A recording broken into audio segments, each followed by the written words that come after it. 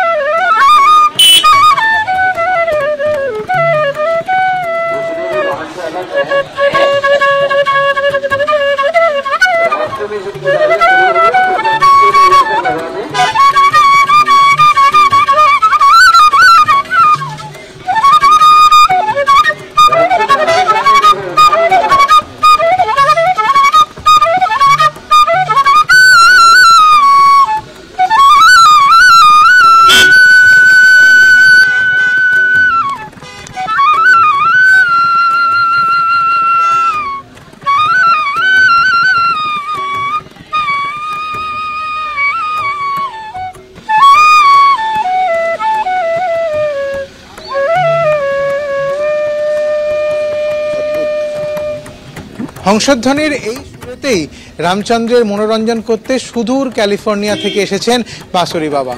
পশ্চিমবঙ্গ থেকে সমস্ত সাধু সন্ন্যাসীরা তারা এসে পৌঁছেছেন তীর্থক্ষেত্রপুরমে, এবং তীর্থক্ষেত্রপুরমে আমরা যে জায়গাটা রয়েছি এই জায়গাটায় টেন্ট সিটি তৈরি করা হয়েছে। এই টেন্ট সিটি হচ্ছে অনেকটাই আমরা যেরকম গঙ্গাসাগর দেখে থাকি সেই ধরনের।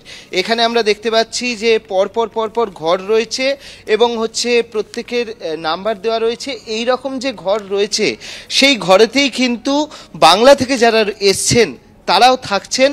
এমনকি এখানে যে বড় বড় সাধু সন্তরা আসছেন সবাই এক জায়গায়, এখানে সবাই মিলেমিশে একাকার হয়ে গিয়েছেন। তাদের সঙ্গে কথা বলে নেব।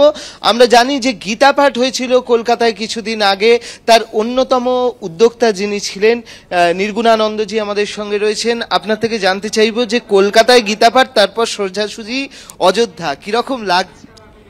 অযোধ্যার প্রস্তুতিটা তো ছিলই আমাদের, তার সঙ্গে সঙ্গে একটা বড় গীতা পাঠটাও যেরকম একটা জাতীয় উৎসবের মধ্যে চলে এলো, সেরকম এটাও একটা আমাদের সারা বিশ্ব উৎসব বলতে গেলে তার মধ্যে যুক্ত হতে পেরে আমরা তো খুবই আনন্দিত। আজকে আমাদের এই যে আমাদের সংকল্প, এটা চরম মুহূর্তে এসেছে। সবসময় আমরা চতুর্দিকে দেখছি রামময়, যেখানে যাচ্ছি সেখানে রামময়, সেখানে ছবি ফুলের মালা দিয়ে প্রত্যেকের মধ্যে কলস যাত্রা যতক্ষণ এলাম আমরা, সেখানে প্রত্যেকটা জায়গায় জায়গায় আমাদের অভ্যর্থনা এবং কোথাও প্রসাদ দেওয়া, সমস্ত কিছু মিলে আমরা মনে হচ্ছে যেন আমাদের সনাতন ভারতবর্ষ সেই প্রাচীন ঋষি যুগে ফিরে গিয়েছে।